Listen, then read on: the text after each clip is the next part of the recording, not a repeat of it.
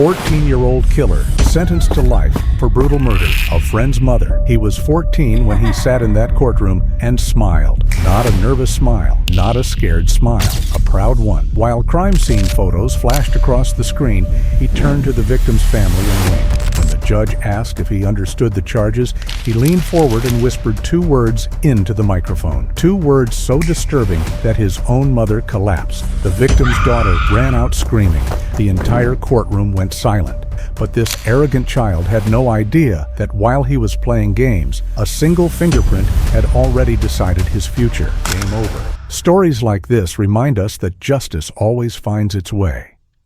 If you believe in accountability, subscribe now and share your thoughts below. This is how it all began. 24 hours before that shocking courtroom moment, this same teenage boy was considered a quiet, harmless kid. Jennifer Hall had known him since he was 9 years old. She was a 36-year-old school counselor who dedicated her life to helping troubled teenagers. Her daughter called him her best friend.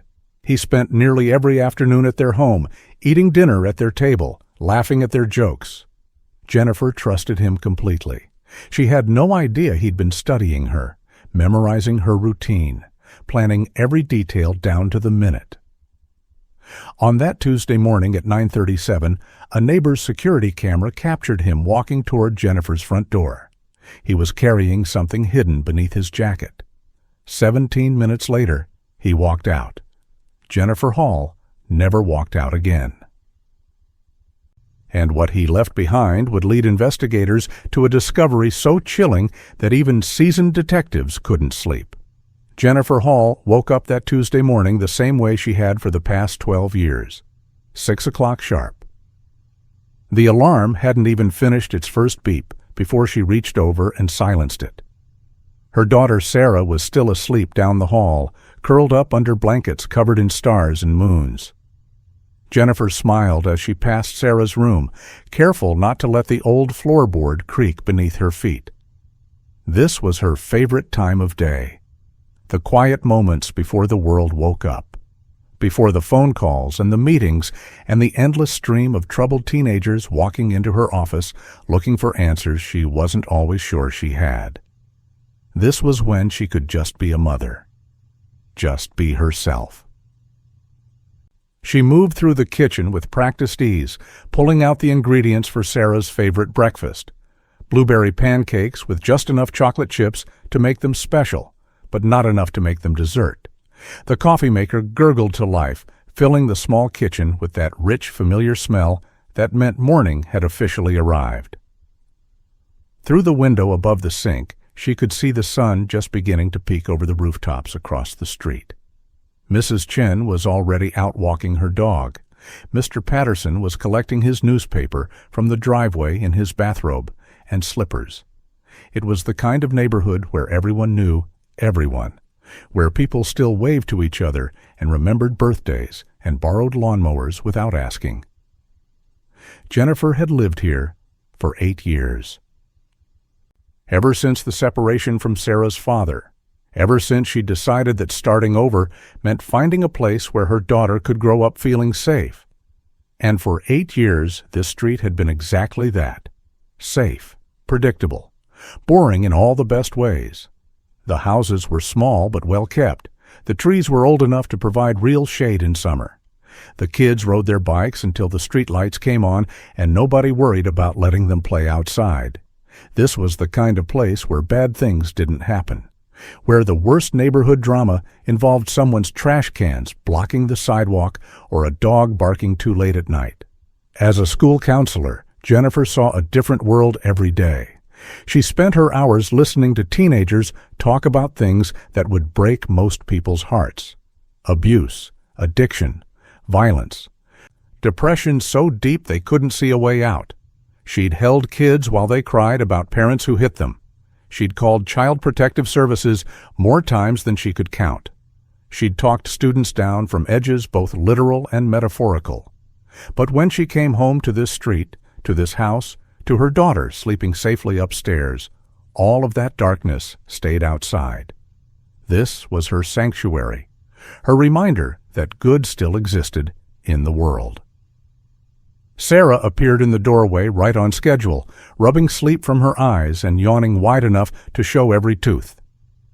She was 13 now, right at that awkward age where some days she wanted to be treated like an adult, and other days she still wanted to crawl into her mother's lap like a little girl. Jennifer loved both versions equally.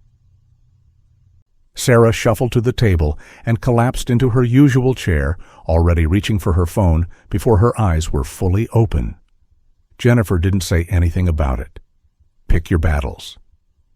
That was the advice she gave parents all the time. If scrolling through messages for 5 minutes meant Sarah would actually talk to her during breakfast, it was a battle worth losing. They ate together, like they did every morning. Jennifer asked about homework. Sarah complained about a math test. They talked about whether Sarah should try out for the school play or stick with soccer. Normal things. Easy things. The kind of comfortable conversation that only happens between people who've learned each other's rhythms over years of shared meals and shared space. Jennifer glanced at the clock. 7:15. She needed to leave for work in 30 minutes. Sarah's bus came at 7:45. Everything was running exactly on schedule. Everything was perfectly normal. What Jennifer didn't know was that someone had been watching her morning routine for weeks, studying the exact time she left for work, noting when Sarah caught the bus, memorizing the 17-minute window when Jennifer was home alone. Someone who'd sat at this very table eating these same pancakes while quietly calculating the perfect moment to strike. Someone who'd smiled and laughed and pretended to be family while planning something unthinkable. That someone had sent Jennifer a text message exactly 3 minutes ago. A simple message asking if he could stop by before school to pick up a textbook he'd left behind last week. Jennifer had already replied, "Of course, come by any time." She had no reason not to trust him. No reason to suspect, no reason to know that in exactly 2 hours and 22 minutes her daughter would come home from school to find police cars blocking the entire street. By then, the quiet Tuesday morning that had started with blueberry pancakes and coffee would be over, and Jennifer Hall's name would be spoken in past tense for the very first time. Jennifer Hall wasn't supposed to be a school counselor, at least not originally. She'd gone to college planning to be a teacher, elementary school, 3rd grade specifically. She'd imagined a classroom full of 8-year-olds who still thought learning was fun, who still raised their hands eagerly, who still believed their teacher knew everything. But during her student teaching semester, something shifted. She noticed the quiet kids. The ones sitting in the back with bruises they tried to hide. The ones who flinched when you raised your voice even slightly. The ones who hoarded food from lunch like they weren't sure when they'd eat again. Those kids changed everything. She realized she didn't want to teach math and reading. She wanted to save lives. So she switched paths, got her counseling certification, took a job at Riverside High School right after graduation. That was 14 years ago. 14 years of sitting across from teenagers who trusted her with secrets they'd never told anyone else. 14 years of being the adult who actually listened, who didn't judge, who didn't immediately call their parents or the police unless absolutely necessary. She'd built a reputation as the counselor who genuinely cared, the one who stayed late. The one who answered emails at midnight, the one who showed up to their games and their plays and their court dates. Kids who'd never had an adult believe in them suddenly had Jennifer Hall in their corner. Her co-workers sometimes asked how she did it, how she carried all that pain without breaking under the weight of it, how she listened to story after story of abuse and neglect and somehow still smiled, how she didn't burn out like so many counselors did after just a few years. Jennifer's answer was always the same. She told them about Sarah, about coming home every night to a daughter who was safe and loved and had never known real hardship. Every kid she helped was someone else's Sarah. Every teenager she saved was a mother's whole world. That's what kept her going. That's what made the hard days worth it. The neighborhood knew her too, not as the school counselor, but as the woman who organized the annual block party, the one who collected donations for families going through hard times, the one whose house was always open to Sarah's friends. On weekends, her small living room was usually filled with teenagers sprawling across furniture, controllers in hand, arguing over video games and laughing too loud. Jennifer didn't mind the noise. She liked knowing where Sarah was, liked knowing her daughter had friends who felt comfortable enough to treat this house like their second home. One of those friends was a quiet boy named Marcus. He'd been coming around for almost 2 years now. Marcus was different from Sarah's other friends. Quieter, more serious. He didn't joke around as much. Didn't talk about girls or sports or the usual things teenage boys obsessed over. Instead, he asked Jennifer questions about her work, about psychology, about why people did terrible things. She'd found it mature at first, thoughtful, a sign that he was deeper than most kids his age. She'd even encouraged it, recommended books for him to read, answered his questions about criminal behavior and mental health with the same patience she showed her students at school. She thought she was mentoring him, helping him find direction, maybe even inspiring a future counselor or therapist. What she didn't realize was that Marcus wasn't asking out of curiosity. He was gathering information, learning exactly how investigations worked, how police built cases, what evidence mattered and what didn't. Every conversation they'd had over the past 6 months had been research for him. Every question had been a test to see how much she knew, how much she'd figure out. Jennifer had been teaching him how to get away with something without even realizing she was doing it. And he'd been taking notes the whole time. Mental notes that he'd reviewed over and over until he had a plan that seemed foolproof. This morning, while Jennifer was making pancakes, Marcus had been awake too. He'd barely slept. He'd spent most of the night going over every detail one more time, making sure he hadn't forgotten anything, making sure the timing was perfect. He'd already told his mother he was leaving early for a study group, already made sure his phone's location services were turned off, already prepared his alibi for where he'd be during first period. Everything was ready. All he needed now was for Sarah to leave for school, for that 17-minute window to open, for Jennifer to be alone. At 9:23, he watched from down the street as Sarah walked to the bus stop.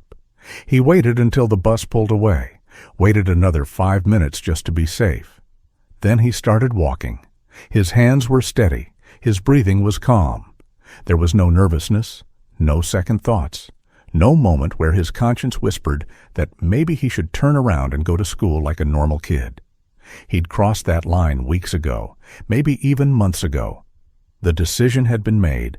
Now it was just execution, just following through, just doing what he'd been planning since the first time the idea entered his head and refused to leave. Jennifer saw him coming up the walkway and smiled. She opened the door before he even knocked. She had no idea that the textbook story was a lie, no idea that he'd left it here on purpose last week just to have an excuse to come back, no idea that her kindness, her trust, her open-door policy was about to be used against her in the worst possible way. She stepped aside to let him in, asked if he wanted some leftover pancakes, told him the book was upstairs in Sarah's room where he'd left it, turned her back to pour him a glass of orange juice. And in that moment, everything changed. The last normal moment of Jennifer Hall's life had just passed.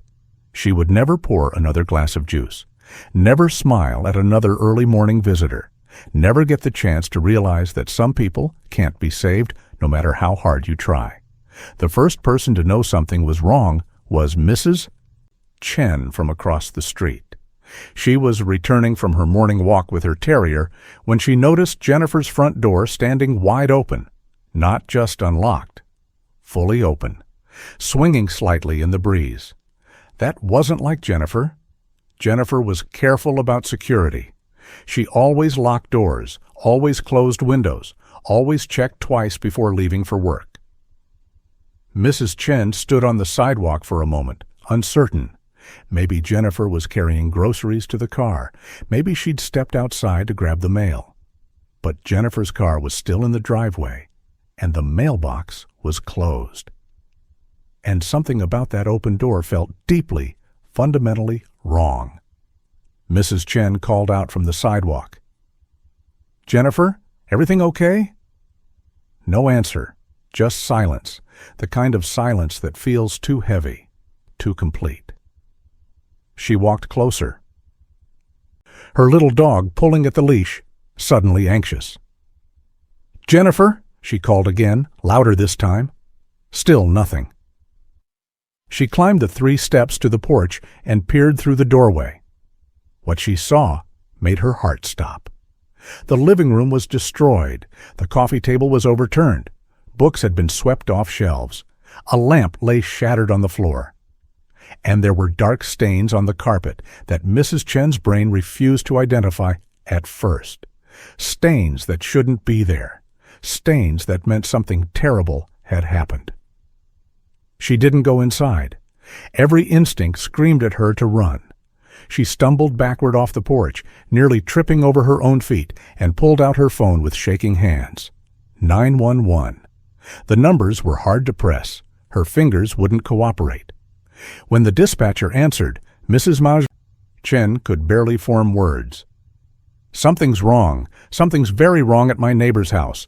Please send someone. Please." She gave the address 3 times because she couldn't remember if she'd said it correctly the first 2. Then she stood there on the sidewalk, holding her dog, waiting for sirens she knew were coming, but weren't arriving fast enough. The police arrived within 6 minutes. 2 patrol cars pulled up simultaneously, officers emerging with hands already on their weapons. Mrs. Chen pointed at the open door, unable to speak any more. The officers approached carefully. One stayed outside to secure the perimeter. The other entered slowly, calling out as he moved through the house. "Police, is anyone here? Ma'am, if you can hear me, please respond." His voice echoed through rooms that gave no answer. When he reached the kitchen, he stopped. He'd been a cop for 11 years. He'd seen bad things. But this was different. This was someone's home. Someone's normal, everyday life interrupted by violence so sudden and brutal that breakfast dishes were still sitting on the table. He radioed for backup, for detectives, for the crime scene unit. Within 20 minutes, the entire street was blocked off. Yellow tape stretched across driveways. Neighbors gathered in clusters, whispering, speculating, trying to understand what could have happened in their safe little neighborhood. News vans appeared seemingly out of nowhere, cameras already rolling, reporters already crafting narratives before they had any real facts. And still, Jennifer's door stood open. Still, that terrible silence filled the house. Still. Nobody would say out loud what everyone already feared, that Jennifer Hall wasn't coming back, that something had taken her from this world, that evil had walked down their peaceful street in broad daylight. Inside, investigators moved carefully through each room, photographing everything, documenting the chaos. The overturned furniture told a story of struggle, of someone fighting back, of violence that hadn't been quick or easy. They found Jennifer's purse on the counter, untouched. Her wallet still had cash inside. Her jewelry box in the bedroom hadn't been opened. This wasn't a robbery. This was something else, something personal, something planned. The forensic team dusted for fingerprints, finding them everywhere. On door frames, on the kitchen counter, on the broken lamp. Most would turn out to be Jennifer's or Sarah's. But there was one set that didn't belong to anyone who lived in this house. They were small, smaller than an adult's, found on the doorframe leading into the kitchen, clear and perfect. Like whoever left them hadn't even tried to hide their presence, like they'd been confident enough not to worry about being caught. The lead detective, a 20-year veteran named Morrison, photographed those prints himself. Something about them bothered him, something about their size, their placement, the arrogance of leaving them so clearly visible. He'd learned over 2 decades that the most dangerous offenders weren't the careful ones. They were the ones who thought they were smarter than everyone else, the ones who believed they'd never be caught, the ones who left evidence behind because they genuinely didn't think it mattered.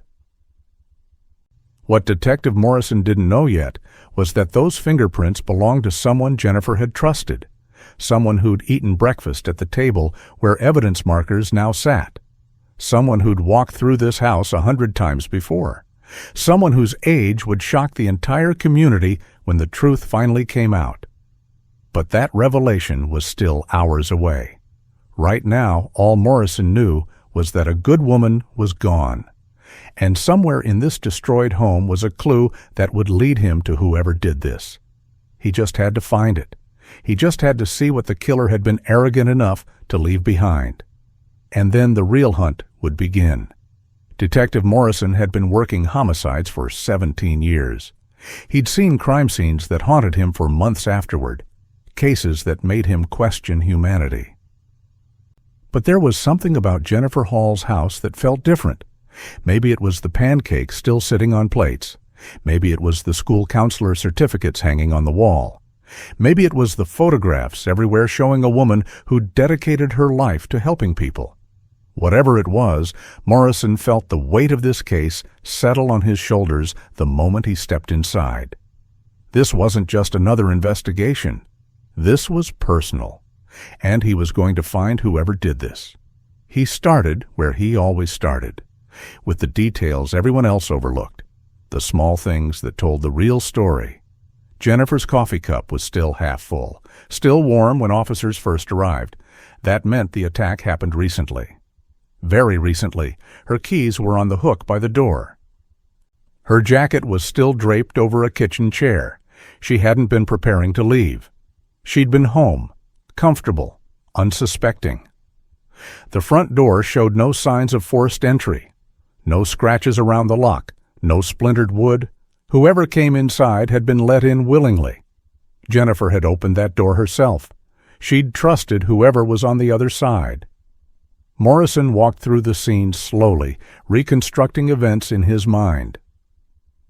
The attack started in the living room. Jennifer had been standing near the bookshelf when the first strike happened. She'd stumbled backward, knocking over the lamp. Then she'd fought back, hard. There were defensive wounds that told him she hadn't given up easily. She'd scratched, clawed, tried to escape. The struggle moved through the living room into the kitchen. That's where it ended. Morrison didn't look at the photographs the forensic team had already taken. He didn't need to. He could see the story written in the chaos, in the overturned furniture, in the scattered books, in the terrible silence. His team was already canvassing the neighborhood, knocking on every door, asking if anyone saw anything unusual, heard anything strange, noticed anyone who didn't belong. Most neighbors were still in shock. Mrs. Chen could barely speak through her tears. Mr. Patterson kept repeating that nothing like this ever happened here, that this was a safe street, a good neighborhood. But one witness gave Morrison something useful. A teenager 2 houses down remembered seeing a kid walking toward Jennifer's house around 9:30. A boy, maybe 14 or 15. He'd been carrying a backpack, walking casually. Like he belonged there. The teenager hadn't thought anything of it at the time. Jennifer's house always had kids coming and going. Morrison felt something click into place. A kid. Someone young enough not to raise suspicion. Someone who'd been to the house before. Someone Jennifer would have opened the door for without hesitation. He sent officers to pull security footage from every camera on the street, traffic cameras, doorbell cameras, anything that might have caught movement that morning. While they worked on that, Morrison focused on Jennifer's phone. It had been found on the kitchen counter, screen cracked but still functional. The forensic tech handed it to him carefully, already logged into evidence. Morrison scrolled through recent messages. Most were work-related, conversations with students, reminders about meetings. Then he saw it. A text message sent at 9:28 that morning, from a number saved in Jennifer's contacts as Marcus. The message was simple, direct. Can I stop by before school? I left my textbook at your place last week. Jennifer had responded immediately. Of course, come by any time. Morrison stared at that exchange, read it 3 times, 4 times.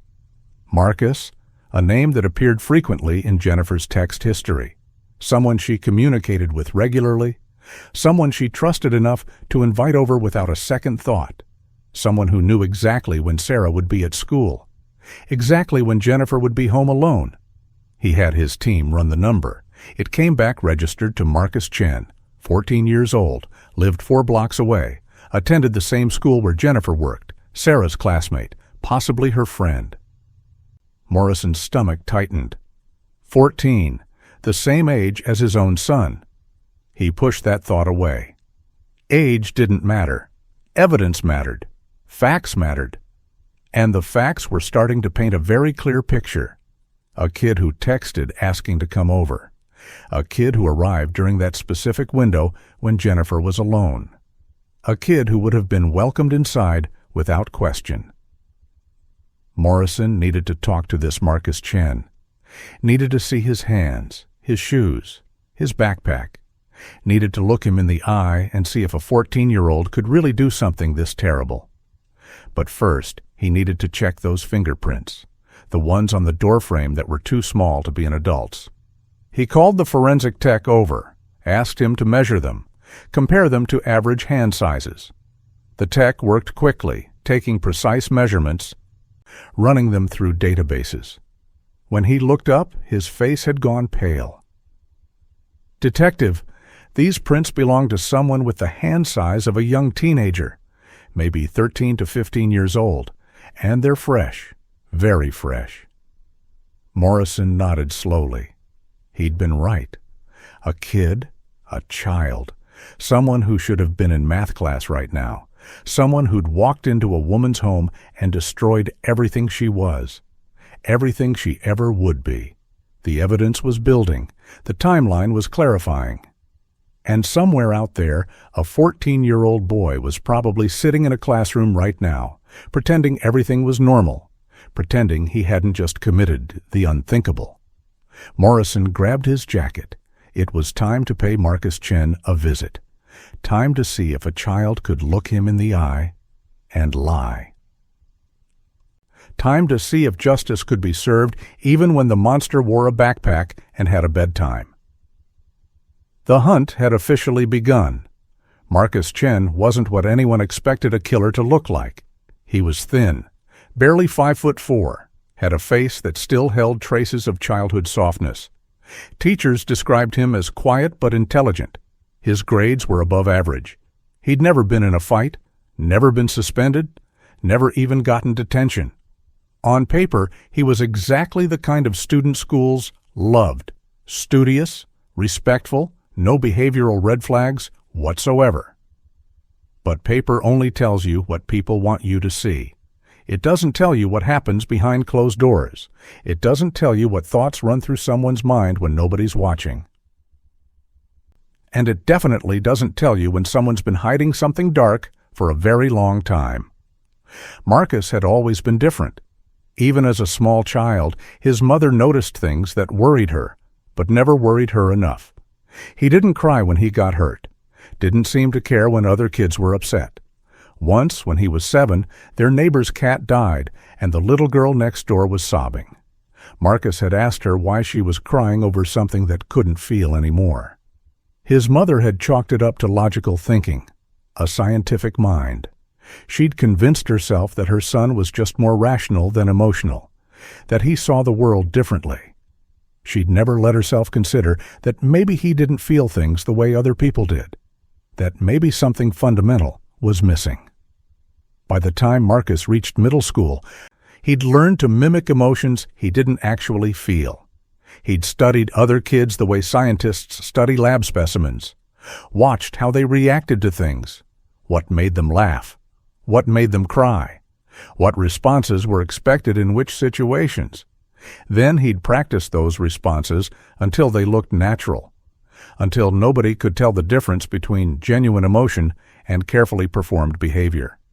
He became excellent at blending in, at seeming normal, at being exactly what people expected him to be. Teachers loved him because he was polite. Other parents trusted him because he seemed so mature. But it was all performance, all calculated presentation, nothing real underneath. What fascinated Marcus most was violence, not the act itself, but the psychology behind it. How people could hurt each other, why they did it, how they got caught or didn't get caught. He'd spent hours online reading about famous cases, studying crime scene photographs, watching interrogation videos, learning patterns, understanding mistakes. His search history would have terrified anyone who saw it, but he was careful. He cleared his browser, used private mode, made sure nobody ever saw what he was really interested in. To everyone else, he was just a smart kid who asked thoughtful questions about psychology. Nobody knew those questions weren't academic. They were research. Jennifer Hall had been the perfect target for reasons Marcus had calculated carefully. She trusted him completely. Her house was familiar territory. He knew the layout, knew the routine, knew exactly when she'd be alone. More importantly, she'd been teaching him about investigations without realizing it. Every conversation about criminal psychology had given him insight into how detectives thought, what evidence mattered, how cases were built. She'd essentially handed him a playbook for getting away with what he wanted to do. The irony wasn't lost on him. The woman who dedicated her life to saving troubled kids had accidentally taught one how to destroy her. He'd planned it for 6 weeks, wrote everything down in a journal he kept hidden under a floorboard in his closet, drew diagrams, made timelines, practiced scenarios. He'd even done a test run 2 weeks earlier, walking to her house at the same time of morning just to see if anyone would notice or remember. Nobody did. The neighborhood was too trusting, too comfortable, too convinced that bad things only happened somewhere else to someone else. That complacency was exactly what Marcus needed. He'd counted on people not paying attention, on witnesses being unreliable, on everyone assuming a 14-year-old couldn't possibly be dangerous. The morning of the act itself, Marcus had felt nothing. No fear, no excitement, no nervousness, just calm focus, like he was taking a test he'd studied for. He'd followed his plan exactly, sent the text, waited for Sarah to leave, walked to the house at precisely the right moment. Jennifer had smiled when she opened the door, had offered him food, had turned her back, and Marcus had done exactly what he'd been planning for weeks. Efficiently, methodically, without hesitation. Afterward, he'd walked away just as calmly as he'd arrived. Stopped at a gas station to clean up in the bathroom. Changed his shirt. Put the old one in a dumpster 3 blocks away. Then walked to school like nothing had happened. Now, sitting in his 3rd period history class, Marcus was only half listening to the teacher talk about World War II. He was thinking about whether he'd missed anything, running through his mental checklist. The textbook story had worked perfectly. He'd worn gloves most of the time, had been careful about what he touched, had made sure to create a messy scene that would confuse investigators. In his mind, he'd done everything right. He'd studied enough cases to know the mistakes other people made, and he was smarter than those people, smarter than the police, smarter than anyone who might try to catch him. What Marcus didn't know was that being smart isn't the same as being careful, and confidence isn't the same as being untouchable. The evidence he'd left behind was already speaking louder than any lie he could tell. Detective Morrison arrived at Riverside High School at 11:47. The principal met him in the parking lot, her face already pale, because police showing up during school hours never meant anything good. Morrison kept his voice low and professional. He needed to speak with Marcus Chen, needed to ask him some questions about Jennifer Hall. The principal's hand flew to her mouth. She'd heard about Jennifer. The whole staff had heard. But Marcus? Sweet, quiet Marcus? That didn't make sense. Morrison didn't explain, didn't give details, just asked where the boy was. 3rd period history. Room 214. The principal offered to pull him out of class quietly. Morrison shook his head. He wanted to see Marcus's face when he realized the police were there. They walked through hallways covered in student artwork and motivational posters. The building smelled like cafeteria food and floor cleaner. Normal school smells. Morrison could hear teachers lecturing through closed doors. Kids laughing, lockers slamming, everything so ordinary, so innocent. Hard to believe that somewhere in these halls was a kid who'd committed something so terrible just hours ago.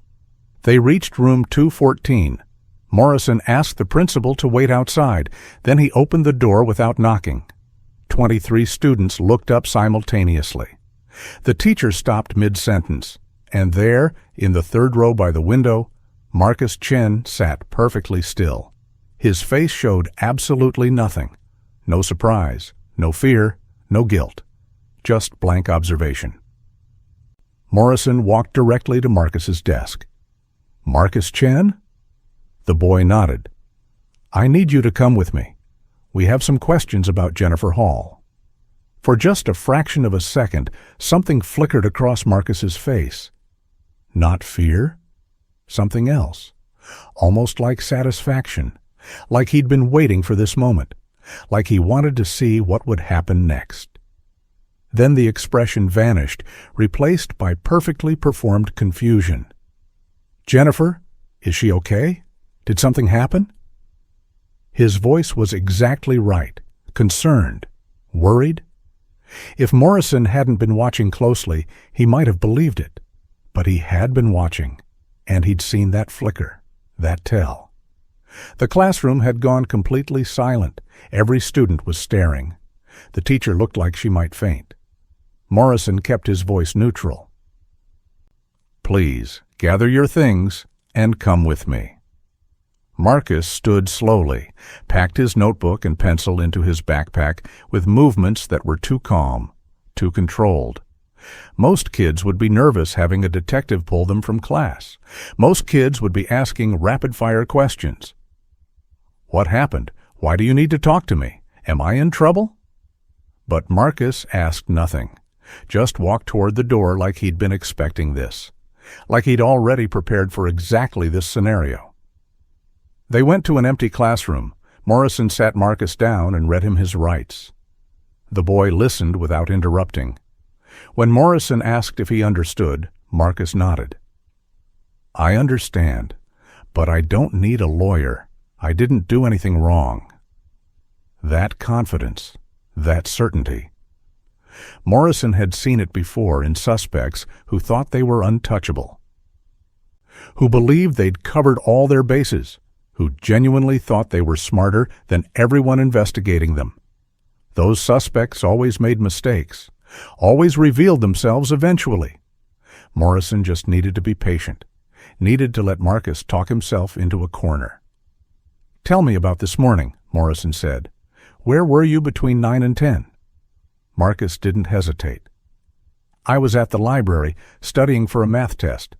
Morrison wrote that down. "Anyone see you there?" Marcus shook his head. "I was in the back corner. I like to study alone." Convenient. No witnesses. Morrison moved on. "You texted Jennifer Hall this morning asking to come over. Why?" Marcus's expression didn't change. "I left my textbook at her place last week. I needed it for class." Morrison leaned forward slightly. "But you didn't go get it?" Marcus met his eyes without flinching. "I decided to just borrow notes from a friend instead. It seemed easier than bothering her." Every answer was smooth, rehearsed, too perfect. Marcus had clearly thought through his alibi. But Morrison had been doing this long enough to know that even perfect alibis had cracks. "Marcus, we found fingerprints at Jennifer's house, recent ones, on the doorframe. We're going to need to take your prints to rule you out as a visitor. That okay with you?" For the first time, something shifted in Marcus's eyes. A calculation, a quick assessment of options. Then he smiled. Actually smiled. "Of course. I've been to her house lots of times. My prints are probably all over the place. Sarah's my friend." Morrison had him taken to the station for processing. The whole ride there, Marcus stared out the window like he was on a field trip. No nervousness, no fidgeting, no signs of stress. When they fingerprinted him, he watched the process with what looked like genuine interest, asked questions about how the ink worked, how prints were matched, like this was an educational experience. Morrison watched through the glass and felt his jaw tighten. This kid was performing. Every word, every gesture, every reaction, all calculated, all designed to appear innocent, while simultaneously showing how smart he thought he was. The fingerprints were rushed to the lab. Morrison waited. 47 minutes that felt like hours. Then the call came. The tech's voice was quiet, careful. "Detective, we have a match. The prints from the doorframe belong to Marcus Chen, and there's something else. We found traces of blood on his school backpack. It was hidden in an inside pocket, but we found it. It's being tested now, but it's definitely human blood." Morrison closed his eyes for just a moment. 14 years old. A child. A boy who should be worried about homework and video games. Instead, he was sitting in an interrogation room after taking someone's life. And he was still smiling. Morrison went back into the room, sat down across from Marcus. The boy looked up expectantly, like he was waiting to see what move Morrison would make next. "Marcus, your fingerprints match the ones we found at the scene. Fresh prints. From this morning. And we found blood on your backpack. Want to explain that?" Marcus tilted his head slightly, considering. Then he leaned forward and said something that made Morrison's blood run cold. "I want to talk to my mom, and then I want to explain everything, every single detail, because I think you'll find it fascinating." Not scared, not defensive. Fascinated. Like this was all just an interesting experiment. Like Jennifer Hall's life had been nothing more than a test of his own intelligence. Morrison knew right then that this case was going to haunt him for the rest of his career. Marcus's mother arrived at the police station 32 minutes later. She was a small woman with kind eyes that were now red from crying. She couldn't believe what she was hearing. Her son, her quiet, brilliant son who got good grades and never caused trouble. There had to be a mistake. Some terrible misunderstanding. But when she saw Marcus sitting in that interrogation room, looking completely calm, something in her expression changed. Like she was seeing something she'd always suspected but never wanted to acknowledge. Like pieces were finally clicking into place. Pieces she'd been ignoring for years because the picture they formed was too horrifying to accept. Morrison gave them time alone. 20 minutes. Through the glass, he watched Marcus talk to his mother with the same calculated movements he'd shown all day. No tears, no apologies, just explanation, like he was describing a science project. His mother's face went from denial to horror to something that looked like grief. When Morrison re-entered the room, she was crying silently. Marcus was still calm. Morrison set a folder on the table, opened it slowly. "Let's go through what we know," he said. "And you can tell me where I'm wrong." Marcus leaned forward eagerly, like he'd been waiting for this moment. Like this was the part he'd been most excited about. Morrison started with the timeline. "At 9:28 this morning, you texted Jennifer Hall asking to come over. At 9:37, a neighbor's security camera caught you walking toward her house. You were wearing a blue jacket and carrying your backpack." He slid a printed screenshot across the table. The image was grainy but clear enough. A teenage boy, the right height, the right build, walking with purpose. Marcus glanced at it and shrugged. "Lots of kids wear blue jackets," Morrison continued. "At 9:54, the same camera caught you leaving. Different shirt, no jacket, walking the opposite direction." Another screenshot. Marcus's expression didn't change. "Here's what's interesting," Morrison said. "The library you claim to be at, they have security cameras too. We checked. You weren't there. Not at 9. Not at 10. Not all morning." Marcus's mother made a small sound. A whimper. Her son ignored her completely. "And your fingerprints. Fresh ones. Found on the doorframe leading into Jennifer's kitchen. The forensic team can determine how recent prints are. These were left this morning, right around the time Jennifer was attacked." Morrison paused. Let that sink in. "You want to explain how your fresh fingerprints ended up at a crime scene during the exact window when you claim you were somewhere else?" Marcus sat back. His face showed calculation. He was weighing options, deciding how much to admit, how much to deny. Finally, he spoke. "Okay, I was there. I went to get my textbook, like I said. Jennifer let me in. We talked for a few minutes. Then I left. That's it. Maybe someone else came after I did. Maybe I just had bad timing." His voice was so reasonable, so logical, like he was solving a puzzle rather than explaining away involvement in taking someone's life. Morrison nodded slowly. "Except we have more than fingerprints. We have blood. On your backpack, inside a hidden pocket. Blood that preliminary tests suggest matches Jennifer Hall's type." The room went quiet. Marcus's mother was staring at her son like she'd never seen him before. Marcus himself was still. For the first time, his mask slipped slightly. Not fear, not guilt, annoyance, like he was irritated that he'd made a mistake. "I want a lawyer," he said finally. Morrison had expected that. But before he could respond, Marcus kept talking. "But first, I have something to show you, something I think you'll want to see. It's in my room." Under the floorboards, I wrote everything down, every plan, every detail, every thought. I documented the whole thing. His mother gasped. Morrison felt ice run down his spine. "Why would you tell us that?" Marcus smiled, a real smile this time, not performed, genuine. "Because I'm proud of it. I planned everything perfectly. I studied for months. I made contingencies for every scenario. I was so careful." He leaned forward again. "The only reason I'm sitting here is because I wanted to be caught eventually. What's the point of creating something brilliant if nobody ever knows you did it?" Morrison had interviewed a lot of suspects, heard a lot of confessions.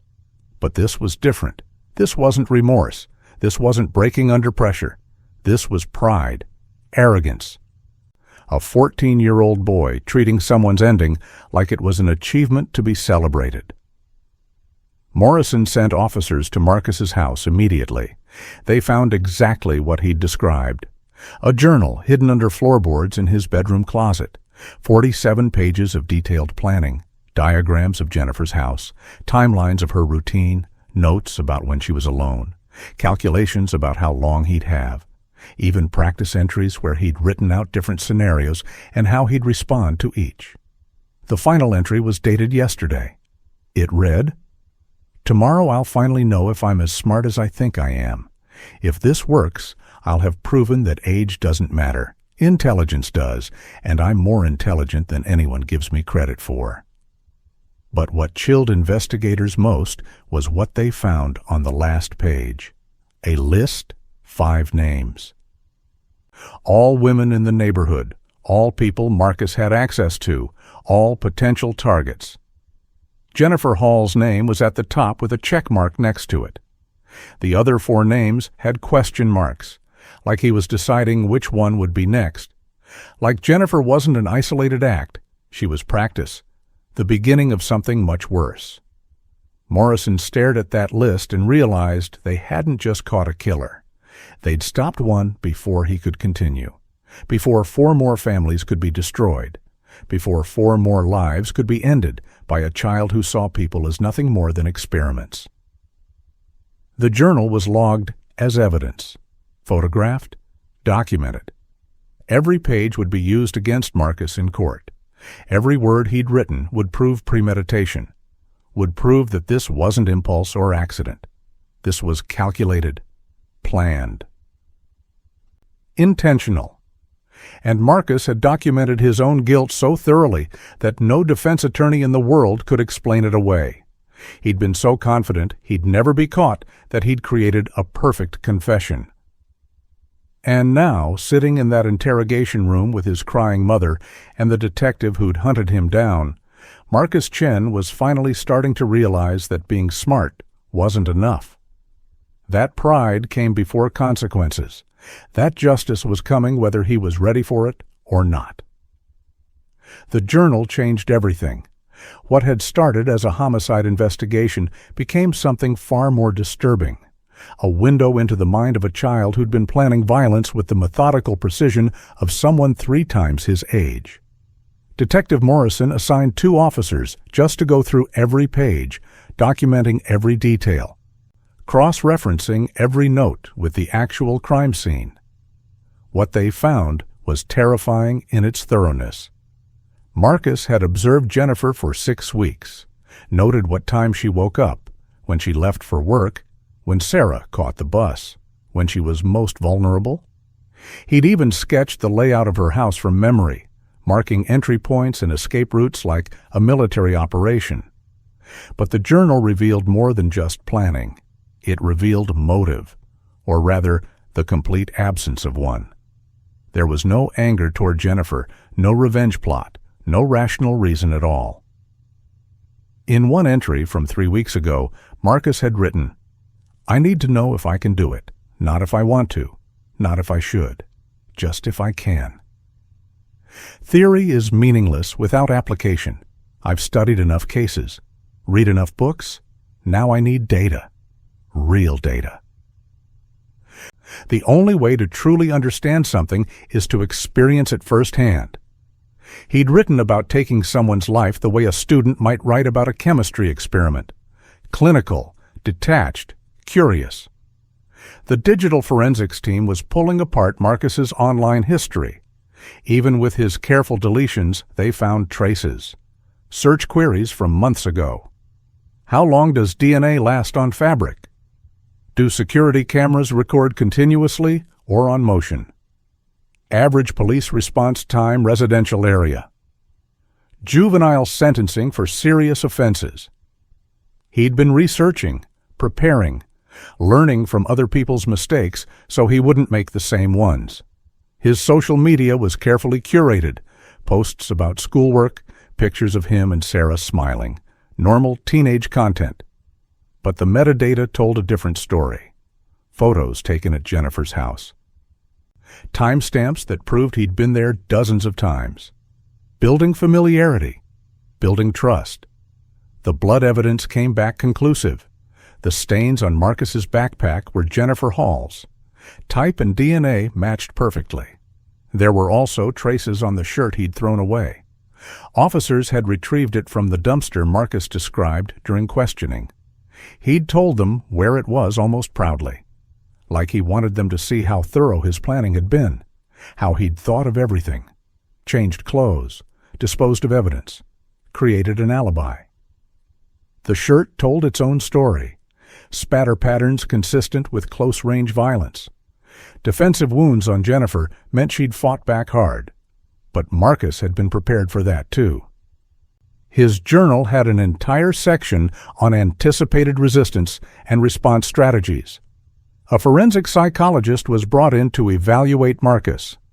Dr. Sarah Winters had 30 years of experience with juvenile offenders. She'd assessed hundreds of teenagers involved in serious crimes. But Marcus was different. During their 2-hour session, he showed no remorse, no empathy, no understanding that he'd destroyed lives. When Dr. Winters asked how he felt about what happened to Jennifer, Marcus tilted his head and said, "I feel successful. I executed a complex plan with minimal errors. That's satisfying." When she asked about Sarah losing her mother, he shrugged. "That's unfortunate for her, but it wasn't personal. Jennifer was just the most logical choice." Dr. Winter's report was damning. She diagnosed Marcus with severe antisocial personality traits, noted his complete lack of empathy, his narcissistic belief in his own superiority, his view of other people as objects rather than humans. She wrote, "This individual demonstrates characteristics consistent with psychopathy. His age does not diminish the danger he poses. If anything, it makes him more dangerous because people consistently underestimate him due to his youth. He is highly intelligent, manipulative, and capable of extreme violence without emotional response. He will almost certainly harm again if given the opportunity." Her recommendation was unequivocal. Marcus Chen should never be released back into society. Meanwhile, news of the arrest had spread through the community. Parents were horrified. How could a 14-year-old do something like this? Marcus had been in their homes, played with their children, seemed so normal, so harmless. Sarah Hall was being kept with relatives, protected from the media circus that had erupted. Her world had shattered in ways that would take years to even begin processing. Her best friend had taken her mother. That betrayal cut deeper than grief alone ever could. School counselors were offering support to students. Teachers were struggling to explain how someone they'd trusted could be capable of such evil. The prosecutor assigned to the case was Amanda Reeves. She'd handled juvenile cases for 12 years, but nothing like this. Marcus was 14, technically a child, but the evidence suggested someone far more dangerous than most adult offenders she'd prosecuted. She made the decision to try him as an adult. The premeditation was undeniable. The lack of remorse was chilling, and that list of potential future victims meant this wasn't a one-time act. This was a pattern waiting to unfold. Reeves knew the case would draw national attention, knew there would be debates about juvenile justice and whether children could truly be held accountable. But when she looked at the evidence, when she read that journal, when she saw Jennifer Hall's crime scene photos, the answer was clear. Some acts are so calculated and cruel that age becomes irrelevant. Justice demanded accountability, and Amanda Reeves was going to make sure Marcus Chen faced every consequence his actions deserved. Juvenile detention was different from what most people imagined. It wasn't like adult prison. The cells were smaller. The walls were painted in colors meant to be calming. There were educational programs and counseling sessions. The facility was designed for rehabilitation, for giving kids second chances, for helping them turn their lives around before it was too late. But Marcus Chen didn't need rehabilitation. He needed an audience. From the moment he arrived, he treated detention like a stage, like this was all part of some grand performance he'd been rehearsing for. The other inmates were props. The guards were stage hands. And he was the star of a show only he understood. The intake process was standard: fingerprints, photographs, medical examination, change into facility-issued clothing, orientation about rules and expectations. Marcus went through it all with that same unsettling calm. He asked questions about the daily schedule, about visitation rights, about access to books. The staff noted his intelligence immediately. Also noted something else, a complete absence of fear. Most kids arrived at juvenile detention terrified, crying, begging to call their parents.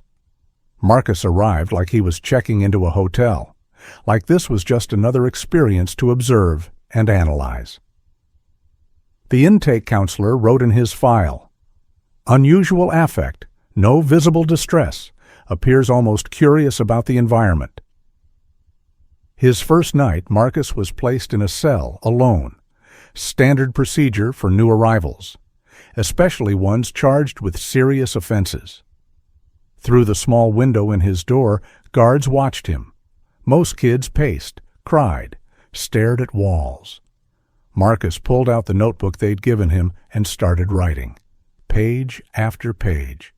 When a guard asked what he was writing, Marcus looked up and smiled. "My thoughts, my observations. I want to remember everything about this experience." The guard felt a chill run down his spine. This kid wasn't broken by what he'd done. He was documenting it, studying his own actions like a scientist reviewing experimental results. Dr. Winters returned for follow-up evaluations. The facility required psychological assessments for all inmates, especially juveniles facing adult charges. During their sessions, Marcus opened up in ways that were deeply disturbing. He talked about the first time he'd realized he was different from other kids. He'd been 8 years old. A classmate's hamster died and everyone was crying. Marcus had felt nothing, just curiosity about what the dead hamster looked like. What it felt like? He'd asked if he could touch it. The teacher had been horrified, sent him to the counselor, but Marcus learned quickly. Learned that his honest reactions upset people, so he started faking emotions. Started pretending to care when he didn't. By middle school, Marcus had become an expert manipulator. He knew exactly what to say to make teachers like him. Knew how to mirror other people's emotions to seem normal. There was a girl in 7th grade who'd trusted him with a secret. She'd told him about problems at home, about a father who drank too much. Marcus had listened sympathetically, nodded in all the right places. Then later, when that girl had something he wanted, a spot in an advanced science class, Marcus had gone to the school administration, told them what she'd shared, expressed concern for her safety. She'd been pulled from class for meetings with social workers, lost her spot. Marcus got it instead. When she confronted him crying, asking why he'd betrayed her trust, Marcus had looked genuinely confused. "I did what was logical," he'd said. "You were in my way." The defense team appointed to Marcus's case was struggling. Public defenders Jennifer Park and Michael Torres had handled difficult juvenile cases before. But Marcus wasn't making their job easier. Most clients wanted to minimize their involvement, wanted to appear remorseful, wanted jury sympathy. Marcus wanted to explain how clever he'd been, how thoroughly he'd planned, how few mistakes he'd made. During their first strategy meeting, Jennifer tried to explain the concept of showing remorse. Marcus interrupted her. "But I'm not remorseful. Why would I pretend to be?" Michael attempted a different approach, suggested they argue diminished capacity, adolescent brain development, impulse control issues. Marcus shook his head. "My brain worked perfectly. There was no impulse. It was calculated. Don't insult my intelligence by claiming otherwise." Detective Morrison visited Marcus twice during those first weeks, not for interrogation. Those days were over. Marcus had confessed. The evidence was overwhelming.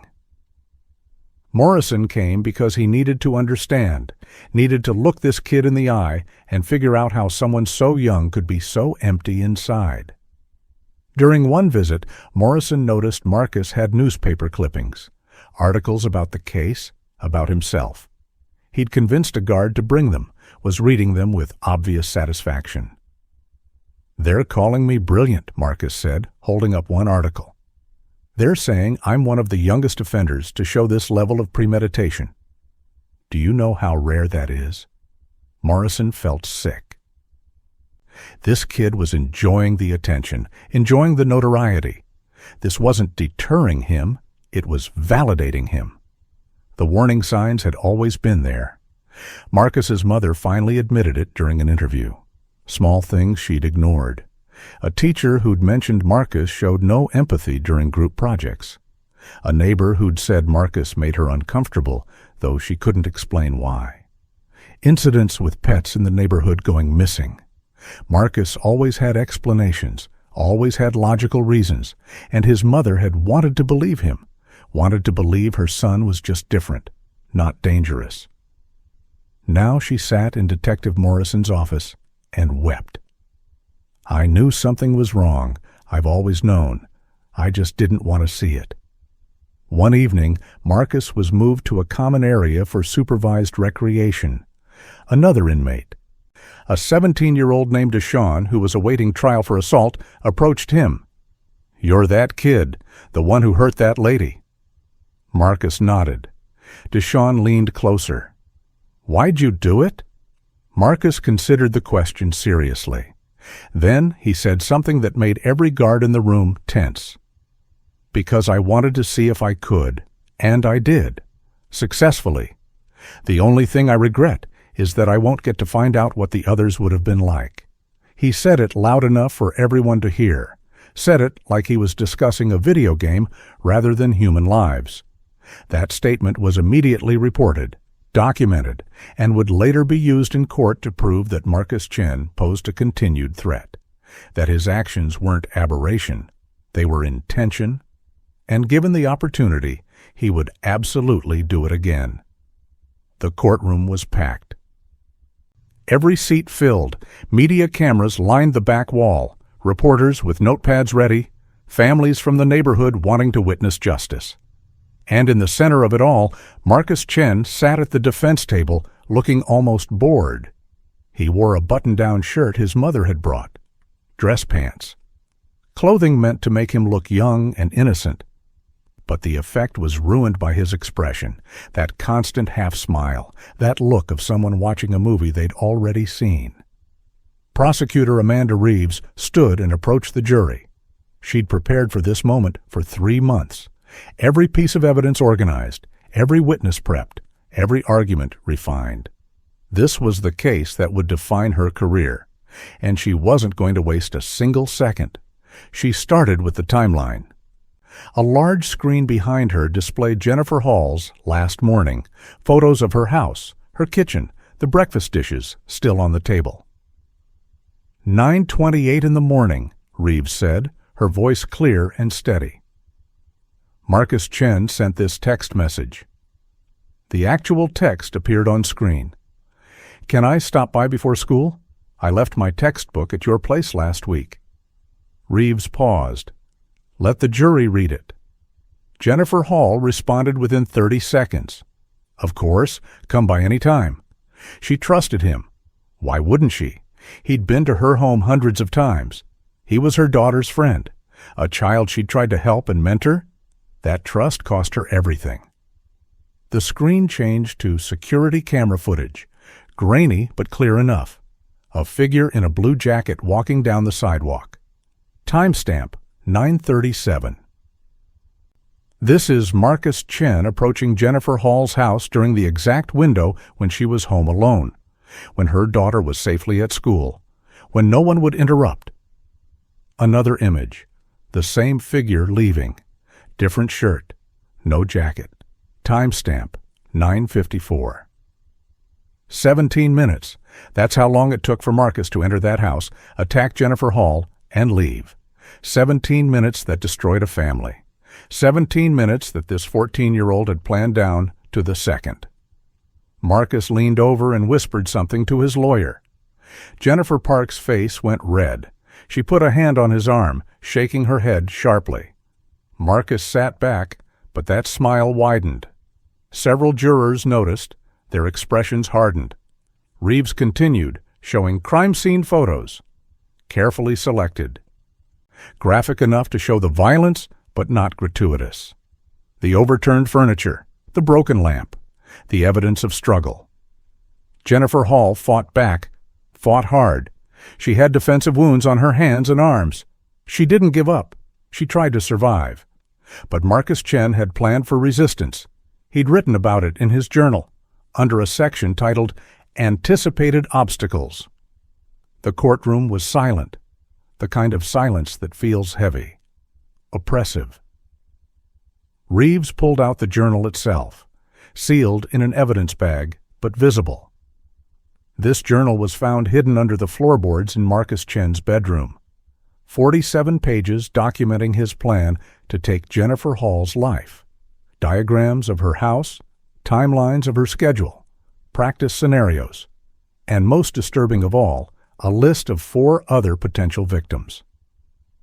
Women in the neighborhood he had access to. Women he was considering for what he called future applications of his research. A collective gasp went through the room. Someone in the gallery started crying. Marcus turned to look at who was making noise, annoyed, like they were being disruptive. Judge Patricia Holbrook had been on the bench for 19 years. She'd seen terrible things, heard devastating testimony. But something about this case unsettled her deeply. Maybe it was Marcus's age. Maybe it was his complete lack of emotion. She leaned forward. "Mr. Chen, I need you to remain still and silent unless directly addressed. Do you understand?" Marcus looked at her. Really looked at her, like he was assessing her, measuring her. Then he nodded slowly. "I understand, Your Honor." His tone was respectful. But there was something underneath it, something mocking. Judge Holbrook's jaw tightened. This child thought he was smarter than everyone in this room, thought this was all beneath him. She'd seen arrogance before, but not like this, not from someone so young. Sarah Hall was scheduled to testify. She was 15 now, a year older than when she'd lost her mother, a year of therapy and grief and trying to understand how her best friend had taken everything from her. She walked to the witness stand slowly, avoiding eye contact with Marcus. Prosecutor Reeves approached gently. "Sarah, I know this is difficult. Take your time." Sarah nodded. Her hands were shaking. "Can you tell the jury about the morning of the incident?" Sarah's voice was barely a whisper. "I left for school like normal. Mom made pancakes. She was happy." "She was always happy in the mornings?" She paused, took a breath.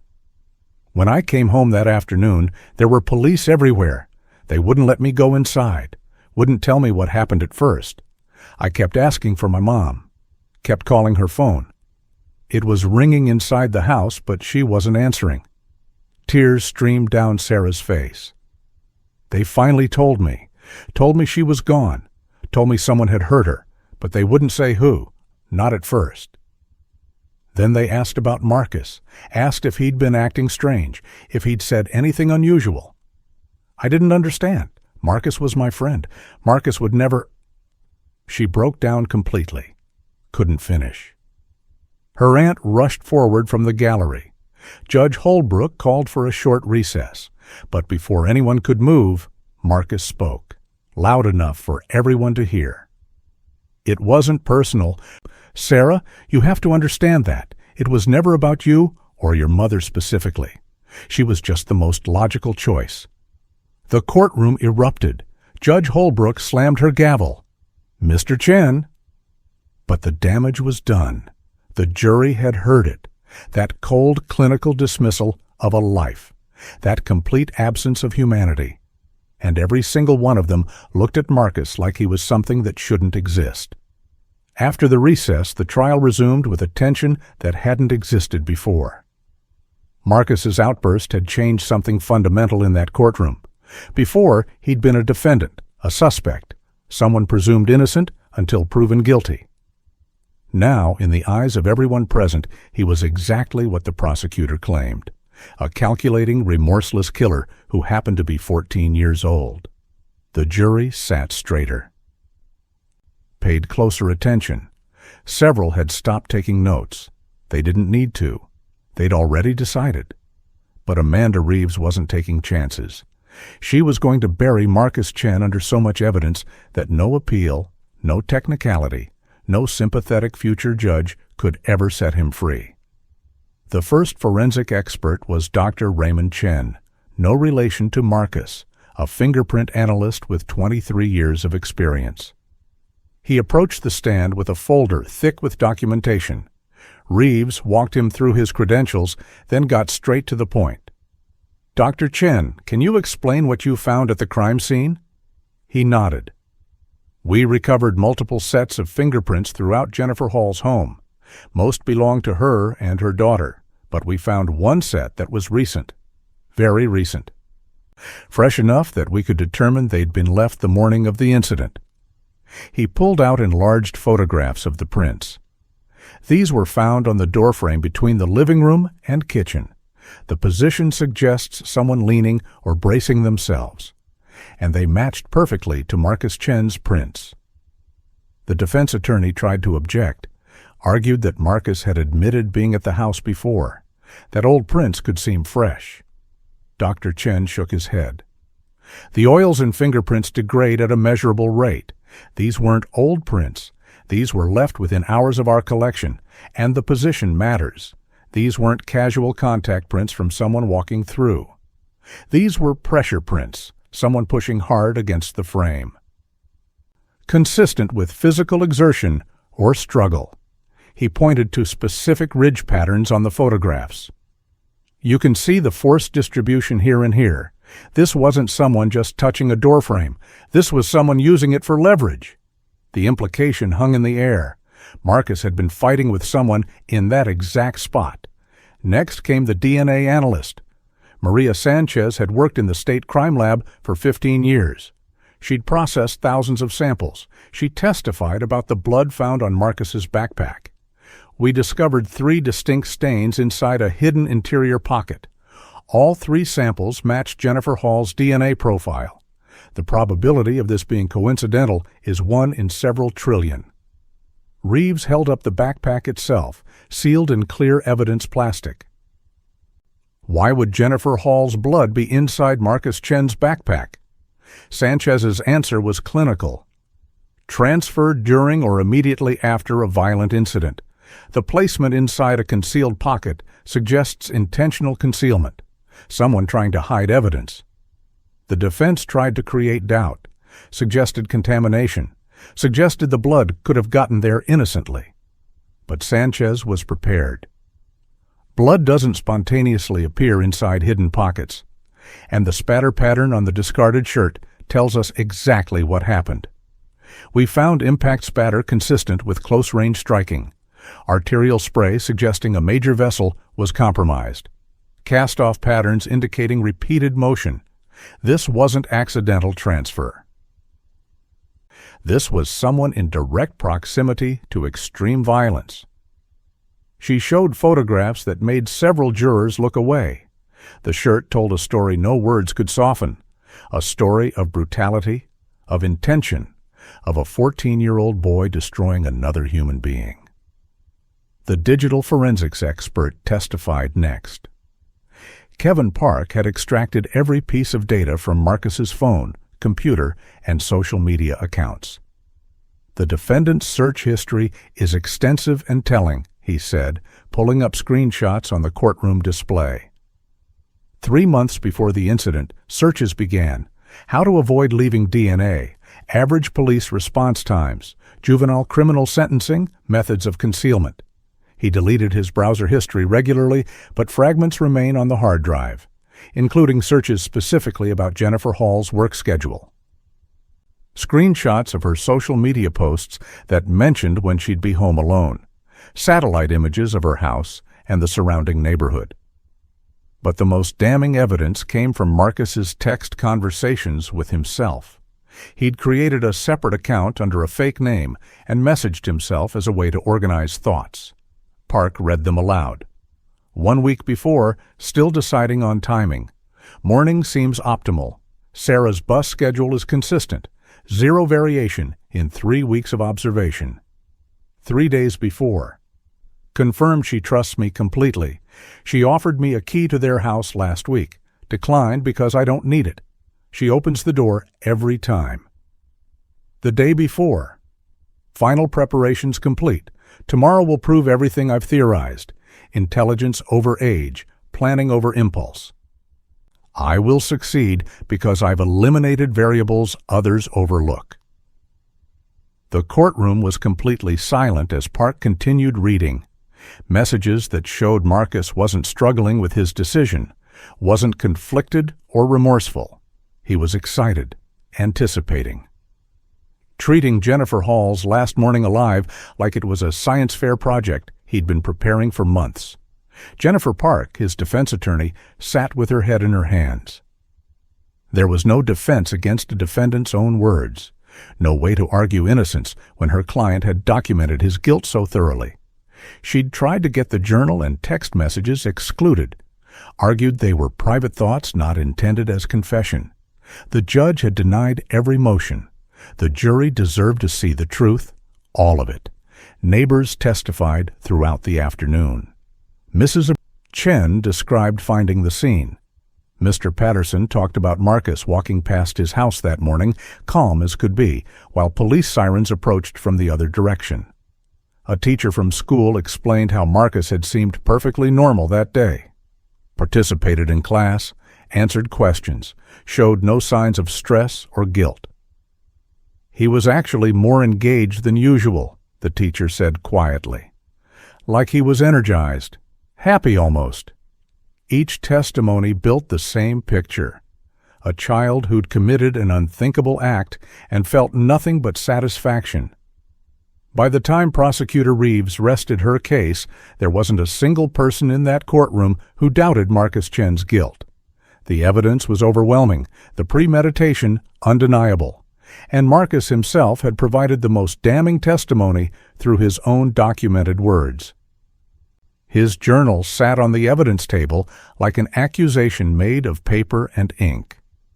47 pages that proved beyond any reasonable doubt that a 14-year-old boy had planned, executed, and taken pride in ending Jennifer Hall's life. The defense would present their case next, would argue about adolescent brain development and rehabilitation potential, but everyone knew it didn't matter. The verdict had already been written in Marcus's own hand weeks before he'd ever walked into that courtroom. Justice was coming, and no amount of age or supposed innocence would stop it. The defense's case lasted barely 2 days. Jennifer Park and Michael Torres knew they were fighting a losing battle. But they had a job to do, an ethical obligation to provide the best defense possible, even for a client who seemed determined to destroy himself. They called expert witnesses on adolescent brain development, neurologists who explained that teenage brains weren't fully formed, that the prefrontal cortex, responsible for impulse control and consequence assessment, didn't mature until the mid-20s, that children, even intelligent ones, couldn't truly understand the permanent weight of their actions. The science was sound, the testimony was compelling, but it felt hollow when applied to Marcus Chen, because every piece of evidence showed someone who'd understood consequences perfectly, who'd planned specifically to avoid them. A psychiatrist testified about rehabilitation potential, explained that juveniles had remarkable capacity for change, that with proper intervention, therapy, and structured environment, even serious offenders could be redirected toward productive lives. He presented statistics, success stories of juvenile offenders who'd turned their lives around, who'd gone on to contribute to society, who'd found redemption. But when Prosecutor Reeves cross-examined, she asked one simple question. "Doctor, in your professional opinion, does Marcus Chen show any indication that he wants to change?" The psychiatrist hesitated, looked down at his notes, finally answered honestly. "No. He shows no remorse, no desire for rehabilitation, no recognition that his actions were wrong. In fact, he demonstrates pride in what he's done." Marcus's mother took the stand. She was barely holding herself together. Amanda Reeves had offered not to cross-examine her, a professional courtesy given the circumstances. But she testified anyway, desperate to save her son from the harshest consequences. "Marcus is still a child," she said, voice breaking. "He made a terrible mistake, an unforgivable mistake, but he deserves a chance to grow, to learn, to become better than what he is right now. Please don't take away his entire life before it's even started." She cried, begged the jury to see her son as redeemable, to remember he was only 14. But when she looked at Marcus, hoping to see some emotion, some sign that her testimony mattered, he was staring at the ceiling, bored, waiting for her to finish. Closing arguments began on a Friday morning. The courtroom was even more packed than before. Standing room only. People lined the walls. The tension was suffocating. Jennifer Park stood first. She spoke about the justice system's purpose, about rehabilitation over pure punishment, about giving children chances that adults might not deserve. "Marcus Chen is 14 years old," she said. "His brain is still developing. His understanding of mortality, of consequences, of empathy is not fully formed. Yes, he committed a terrible act. Yes, Jennifer Hall's family deserves justice. But destroying another life won't bring her back. Sentencing a child to die in prison won't heal that wound. It will only create more tragedy. She argued for possibility, for hope, for the idea that people could change, that Marcus could receive treatment, could learn empathy, could eventually understand the magnitude of what he'd done. The law recognizes that children are different. That's why we have separate juvenile systems. That's why we don't execute minors. That's why we believe in second chances. I'm asking you to remember that Marcus Chen, despite everything, is still a child, and children deserve the opportunity to grow into better people than they are today. She sat down. The jury looked unmoved. Several were shaking their heads slightly. The argument hadn't landed, couldn't land when set against the evidence. Amanda Reeves stood for her closing. She didn't need theatrics, didn't need emotional appeals. She had facts. She had Marcus's own words. Jennifer Park is right about one thing, Reeves began. The law does recognize that children are different, but the law also recognizes that some acts are so calculated, so premeditated, so completely void of humanity that age becomes irrelevant. Marcus Chen didn't make a mistake. Mistakes are accidental, impulsive, regretted. Marcus Chen planned for 6 weeks, documented every detail, created contingency scenarios, made a list of future victims. This wasn't adolescent impulsivity. This was cold, methodical predation. She walked the jury through the evidence one final time: the journal, the texts, the forensics, the complete absence of remorse.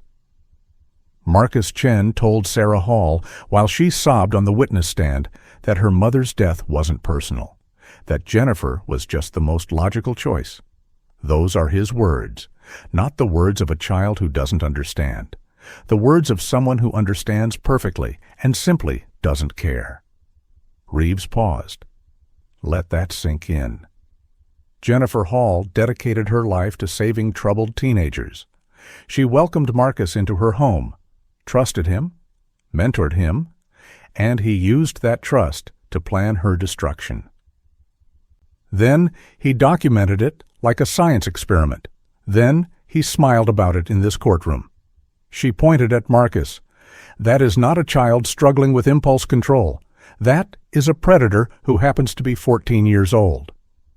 And Dr. Winters, a forensic psychologist with 3 decades of experience, testified that Marcus will almost certainly harm again if given the opportunity. Not might. Will. That list of 4 other names wasn't fantasy. It was intention. We didn't just stop one crime, we stopped 5. Jennifer Hall was first, but she wouldn't have been last. Reeves's voice grew stronger. Justice for Jennifer Hall means ensuring Marcus Chen never has the chance to make another mother's murder a checkmark on his list. It means protecting every other potential victim on that page.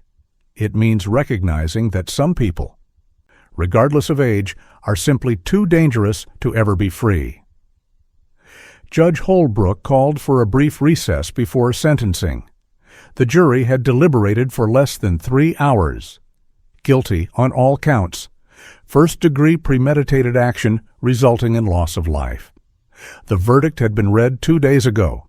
Marcus had shown no reaction, just that same slight smile. Now came the consequence, the actual price for what he'd done.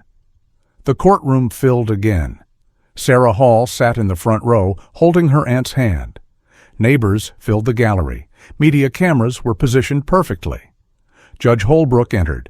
Everyone stood. She sat, gestured for everyone else to sit. Then she looked directly at Marcus Chen. Her expression was unreadable, professional. But her eyes were hard. She had a daughter Marcus's age. Had thought about that constantly during this trial. Marcus Chen, please stand. He stood, still calm, still confident, still believing somehow that he was smarter than this moment. Judge Holbrook opened the sentencing document. The entire courtroom held its breath. And then she began to speak. Judge Holbrook's voice cut through the silence like a blade. Marcus Chen, you have been found guilty of first-degree premeditated homicide. Before I pronounce sentence, I want to address something you said during this trial. You told Sarah Hall that her mother's death wasn't personal, that Jennifer was simply the most logical choice. Those words reveal everything this court needs to know about who you are. You don't see people as human beings. You see them as variables in equations only you understand. That makes you one of the most dangerous individuals to ever stand before this bench. And your age doesn't change that fact. It makes it worse, because you have a lifetime ahead of you to hurt people, a lifetime to turn other families into victims, a lifetime to treat human beings like experiments. She paused, let her words settle over the courtroom like weight. I've read your journal, every page. I've reviewed the psychiatric evaluations. I've listened to testimony from experts on both sides. And I've watched you sit in this courtroom for weeks, showing absolutely no remorse, no recognition of the magnitude of what you've done. You smiled when Sarah cried. You corrected testimony when you thought facts were wrong. You treated this trial like it was intellectual entertainment. That tells me everything about your capacity for rehabilitation. You don't want to change. You're proud of what you did, and given the opportunity, you would do it again. Marcus's expression shifted slightly. For the first time, something that might have been uncertainty flickered across his face. Judge Holbrook continued. The defense has argued that you deserve a chance at redemption because of your age, that your brain isn't fully developed, that children should be given opportunities to grow. I agree with that philosophy in most cases. I've sentenced countless juveniles to rehabilitation programs, to treatment facilities, to second chances. But this case is not most cases. You didn't act on impulse. You planned meticulously. You studied. You prepared. You even created a list of future targets. That list makes it clear that Jennifer Hall wasn't an isolated incident. She was practice, and society has a right to protect itself from what you intended to become. The courtroom was so quiet that people's breathing seemed loud. Marcus's lawyer had her hand on his shoulder. His mother was crying silently in the gallery. Sarah Hall was staring at Marcus with an expression that mixed grief with something that looked like vindication. Judge Holbrook looked down at her notes one final time. Then she looked back at Marcus. I have considered all factors, your age, your potential, the arguments for rehabilitation, but I have also considered Jennifer Hall, a woman who dedicated her life to saving children just like you, who opened her home to you, who trusted you, who died because that trust was weaponized against her. I've considered Sarah Hall, who lost her mother to her best friend. I've considered the 4 other names on your list who are alive today only because we caught you. Marcus's hands gripped the edge of the table. That constant calm was cracking. The reality of this moment was finally penetrating whatever wall he'd built around himself. Judge Holbrook's voice grew stronger. Marcus Chen, I hereby sentence you to life in prison without the possibility of parole. You will spend the rest of your natural life in custody. You will never again have the opportunity to harm another person. You will never walk freely in society. You will grow old in a cell knowing that your intelligence, your planning, your belief in your own superiority, none of it was enough to escape justice. You took a life. You destroyed a family. You plan to do it again. And now you will face the full consequence of those choices. Marcus's face went white. The smile disappeared completely. For the first time since his arrest, he looked his age, looked like the child he technically was. His mouth opened like he wanted to say something, wanted to argue, wanted to explain that she was wrong, that he was smarter than this, that this wasn't supposed to happen. But no words came out. Jennifer Park was speaking to him urgently, quietly, probably telling him to stay silent. But Marcus wasn't listening. He was staring at Judge Holbrook with an expression that mixed disbelief with something that might have been actual fear. The arrogance had shattered. The performance had ended. Reality had finally broken through. Behind him in the gallery, Sarah Hall collapsed into her aunt's arms, not crying from pain anymore. Crying from release, from the weight of waiting finally lifting. Other family members embraced. Neighbors nodded with grim satisfaction. Mrs. Chen's sobs grew louder, but nobody tried to comfort her. Not after what her son had done. Not after the pain he'd caused. Judge Holbrook raised her gavel. The sound it made when it struck was sharp, final, absolute. This court is adjourned. That single strike echoed through the room like a punctuation mark on Jennifer Hall's story. Like the closing of a chapter that had been written in blood and arrogance. Marcus Chen was led away by bailiffs. His legs seemed unsteady. The confidence that had carried him through months of investigation and trial had finally abandoned him. The courtroom emptied slowly. People lingered, talked in hushed voices, tried to process what they'd witnessed. A 14-year-old sentenced to die in prison. Some felt satisfaction, others felt discomfort. But everyone agreed on one thing. Justice had been served, not perfectly, not without complication, but served nonetheless. Jennifer Hall couldn't be brought back. Sarah would carry this trauma forever. The neighborhood would never feel quite as safe again. But Marcus Chen would never hurt anyone else, would never get to put check marks next to those other 4 names. Would spend decades behind bars watching his youth slip away, his intelligence wasted, his potential redirected into nothing but regret. The gavel fell. Justice finally served. The weeks following the sentencing felt strange, like the world had shifted slightly off its axis and nobody knew quite how to put it back. Sarah Hall moved in permanently with her aunt across town. Too many memories lived in that house. Too many ghosts walked those hallways. The neighborhood tried to return to normal, but normal had changed definition. Parents watched their children more closely, questioned friendships they'd once taken for granted. Front doors that used to stay unlocked remained bolted. The easy trust that had defined their quiet street had been replaced with something more cautious, more aware.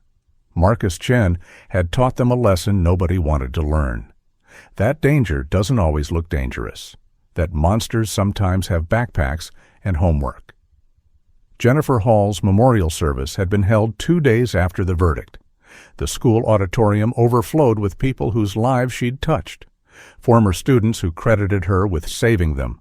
Colleagues who'd watched her pour everything into helping troubled kids. Neighbors who remembered her kindness. The service celebrated her life instead of focusing on her death. Photos showed Jennifer laughing, volunteering, hugging her daughter, being exactly who she'd always been. A light in dark places, someone who saw potential in people others had given up on. The tragedy was that her greatest strength, her willingness to trust and help, had been used against her by someone she'd tried so hard to save. Sarah spoke briefly. Her voice shook but held steady. My mom believed everyone deserved a second chance. She believed that kindness could change people. I'm angry that belief got her hurt.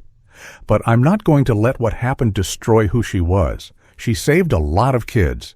Marcus Chen doesn't get to erase that. He doesn't get to define her story. The audience stood and applauded. Not because Sarah's words were eloquent, but because they were true. Jennifer Hall's legacy wasn't how she died. It was how she lived, and nothing Marcus Chen did could take that away. Sarah was 15 now. She'd have to navigate the rest of her teenage years, her entire adulthood, without her mother. But she'd do it carrying Jennifer's strength forward. Legal experts debated the case on television, in newspapers, on podcasts. The questions were always the same. Should a 14-year-old be sentenced to life without parole? Where's the line between justice and cruelty when dealing with children? Can someone that young truly be irredeemable? The answers varied wildly depending on who you asked. Defense attorneys argued the sentence was too harsh, that it violated the spirit of juvenile justice, that it abandoned hope in favor of permanent punishment. Prosecutors pointed to the premeditation, the complete lack of remorse, the list of future victims. They argued that some crimes transcend age, that protection of society has to outweigh potential for rehabilitation when that potential simply doesn't exist. Dr. Winters gave several interviews. She'd evaluated Marcus extensively, and her professional opinion remained unchanged. People want to believe that all children can be saved. That's a comforting narrative, but it's not always true. Some individuals, regardless of age, lack the fundamental capacity for empathy that rehabilitation requires. Marcus Chen is one of those individuals. His age is almost irrelevant to his dangerousness. If anything, his youth combined with his intelligence and complete lack of conscience makes him more dangerous, not less. He has decades ahead of him to perfect his predatory behavior. The life sentence isn't cruel. It's necessary protection for everyone he would have victimized if left free. Detective Morrison retired 6 months after the trial. He'd been planning to retire anyway, but Marcus Chen accelerated the timeline. The case had exhausted him in ways others hadn't. Maybe because of Marcus's age. Maybe because of how thoroughly the kid had documented his own evil. Morrison gave one final interview to a local reporter. "I've worked homicides for nearly 2 decades. I've seen terrible things done by terrible people. But Marcus Chen is the only case that still keeps me awake at night. Not because of what he did. Because of what he was planning to do. That list, those 4 other names, 4 families who don't even know how close they came to losing someone they loved. That's what haunts me. The thought that if we'd been slower, if Mrs. Chen hadn't called when she did, if any detail had gone differently, there might have been more victims." The neighborhood organized safety meetings, self-defense classes, community watch programs. They invited psychologists to speak about warning signs in children, about when normal teenage behavior crosses into something concerning. Parents asked questions, took notes, tried to learn how to protect their families without becoming paranoid. It was a difficult balance.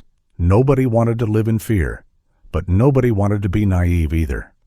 Marcus Chen had been in their homes, had played with their children, had seemed perfectly normal. That realization was terrifying. If they'd missed the signs with him, what else might they be missing? The discussions were productive but uncomfortable, necessary but painful. Sarah started a foundation in her mother's name, the Jennifer Hall Youth Counseling Fund. It provided free mental health services to teenagers who couldn't afford them, trained counselors to recognize warning signs of dangerous behavior, created intervention programs for at-risk kids. Sarah was too young to run it herself, but she worked with adults who shared her mother's vision. The foundation became Jennifer's legacy, a way of continuing the work she'd dedicated her life to. But with better safeguards, better training, better awareness that not every troubled kid can be saved, that sometimes protection has to come before redemption. Jennifer would have understood that, would have wanted people to be safe even as they tried to help. Sarah made sure that balance was at the foundation's core. Marcus Chen spent his first year in adult prison learning what it meant to be nobody special. The juvenile facility had been temporary, a waiting place before sentencing. But the state penitentiary was permanent, final. The walls were higher. The cells were smaller. The other inmates were harder. And nobody cared that Marcus was intelligent. Nobody was impressed by his planning. Nobody wanted to hear about his journal or his theories. In prison, he was just another number, another face, another person who'd thought they were too smart to get caught. The arrogance that had carried him through investigation and trial evaporated within weeks. Reality had teeth. And Marcus was finally feeling them. The other inmates learned quickly what he'd done. Word travels fast in prison. A 14-year-old who'd planned and executed violence against someone who'd trusted him, who'd documented it like research, who'd shown no remorse. That made Marcus a target, not for violence necessarily, but for isolation. Even criminals have codes. Even people serving life sentences draw lines. And Marcus had crossed lines that disgusted people who'd done terrible things themselves. He ate alone, spent recreation time alone, walked through corridors with eyes down, trying to be invisible. The confidence was gone. The smirk had disappeared. What remained was a teenager realizing that life without parole meant exactly that. Decades, generations, an entire existence behind bars. His mother visited once. Just once. She sat across from him in the visiting room with tears streaming down her face. Told him she loved him but couldn't do this anymore. Couldn't reconcile the son she'd raised with the person he'd become. Couldn't visit this place month after month, watching him age in a cage. It was destroying her. She needed to move forward, needed to grieve both Jennifer and the child Marcus could have been. When she stood to leave, Marcus finally showed emotion. Asked her not to go. Promised he'd change. Promised he'd be better. But she shook her head. You had chances to change, Marcus. You chose this. You chose it when you planned, when you acted, when you smiled in that courtroom. I'll always love you, but I can't watch what you've become. She walked away, never looked back. Marcus sat in that visiting room for 20 minutes after she left, staring at empty space, understanding for perhaps the first time that actions have permanent consequences. Years passed. Marcus grew older, but the world moved on without him. Technology advanced. Trends changed. People he'd known graduated, went to college, got jobs, built lives. Sarah Hall graduated high school with honors, gave a valedictorian speech about resilience and loss and choosing hope over bitterness. She attended university studying social work, following in her mother's footsteps, but with wisdom Jennifer never had to learn. Sarah understood now that some people couldn't be saved. That kindness had limits. That protection sometimes mattered more than redemption. She carried her mother's compassion forward, but tempered it with caution. Jennifer would have been proud. The neighborhood changed too. Families moved in and out. New children rode bikes down those tree-lined streets. But the older residents remembered. They told the story carefully, not to frighten, but to educate, to remind people that safety requires vigilance, that trust should be earned, not freely given. Jennifer Hall's name came up in conversations about community safety, about warning signs, about the importance of professional mental health intervention. Her death had meaning because people refused to let it be meaningless. They learned from it, adjusted because of it, protected others because she couldn't be protected. Detective Morrison died 3 years after retiring. Natural causes, heart attack. At his funeral, colleagues remembered him as thorough and dedicated, but his family knew the Marcus Chen case had changed him. He'd talked about it constantly those first months after retirement, wondered if he'd missed earlier signs, if there'd been a way to prevent Jennifer's death entirely. His daughter told mourners that her father believed in justice, believed that consequences mattered, and he'd made sure Marcus Chen faced every consequence his actions deserved. Morrison had done his job, had served justice, and that mattered. Marcus turned 18 in prison, then 20, then 25. Each birthday marked another year that Jennifer Hall didn't get. Another year Sarah Hall navigated without her mother. Another year the neighborhood felt safer because he was locked away. He applied for appeals. Everyone was denied. The evidence was too strong, the premeditation too clear, the lack of remorse too documented. Courts reviewed his case and reached the same conclusion every time.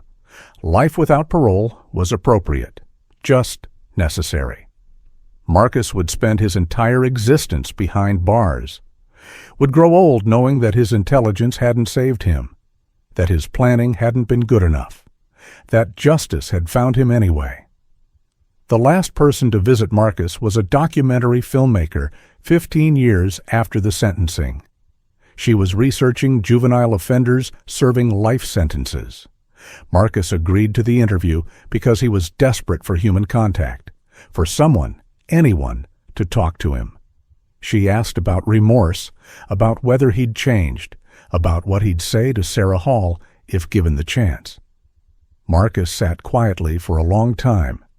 Then he said something true, for perhaps the first time since his arrest. "I thought I was smarter than everyone.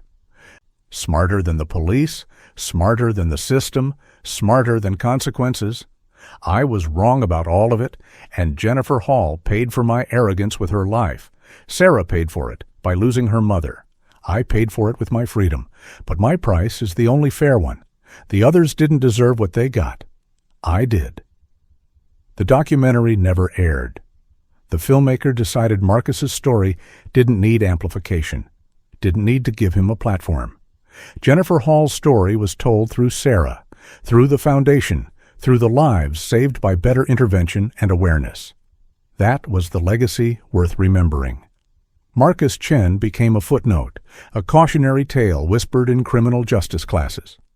A reminder that age doesn't equal innocence, that some choices destroy lives, including your own.